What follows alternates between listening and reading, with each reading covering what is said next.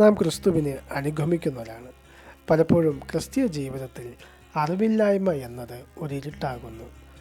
നമ്മുടെ ആത്മീയ അനുഗ്രഹങ്ങൾക്ക് തടസ്സമാകാറുണ്ട്, നമ്മെ അത് ബാധിക്കാറുണ്ട്. നമ്മൾ പലപ്പോഴും ഒരു ചങ്ങലയ്ക്കകത്തിട്ടിരിക്കുന്ന അവസ്ഥയിലേക്ക് നമ്മുടെ ജീവിതങ്ങൾ നയിക്കപ്പെടാറുണ്ട്. നമ്മൾ പലപ്പോഴും അറിവില്ലായ്മയുടെ ഇരകൾ ആകാറുമുണ്ട്.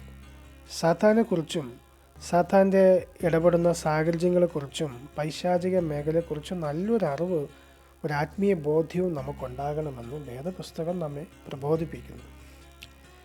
നമ്മുടെ ജീവിതത്തിൽ പലപ്പോഴും സാത്താൻ ഒളിഞ്ഞിരുന്നും മറിഞ്ഞിരുന്നും പ്രവർത്തിക്കുന്ന ദുഷ്ടാത്മ സേനകളാണ്.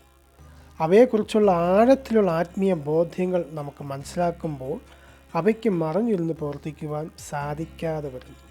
അങ്ങനെയാണ് അശുദ്ധാത്മാക്കൾ മനുഷ്യരിൽ നിന്നും പുറപ്പെട്ടു പോകുന്നത്, അവനെ സ്വതന്ത്രനാക്കുന്നത്. ഹോശയുടെ പുസ്തകത്തിൽ പറയുന്നു, പരിജ്ഞാനമില്ലാകിയാൽ എൻ്റെ ജനം നശിച്ചു പോകുന്നു എന്നാണ്. അറിവില്ലായ്മ നമ്മെ പലപ്പോഴും നശിപ്പിക്കാറുണ്ട്. അറിവ് വേണ്ട എന്ന് പറയുന്നവർ അധികമുണ്ട് ഈ കാലഘട്ടത്തിൽ. എനിക്ക് ഇത്രയൊക്കെ അറിവ് മതി എന്ന് പറയുന്നവരാണ് ഈ കാലഘട്ടത്തിൽ ഏറ്റവും കൂടുതൽ. യേശുവിനെ കുറിച്ചൊരു അറിവ് എനിക്കുണ്ട്, യേശുവിൻ്റെ സുവിശേഷത്തെക്കുറിച്ചൊരു അറിവുണ്ട്, പരിശുദ്ധാത്മാവിനെ കുറിച്ചുള്ള ഒരു അറിവ് എനിക്കുണ്ട് എന്നൊക്കെ പറയുന്ന സാധാരണ ക്രിസ്തീയ ജീവിതത്തിൽ അനുഗമിക്കുന്ന ആൾക്കാർ പറയാറുണ്ട്.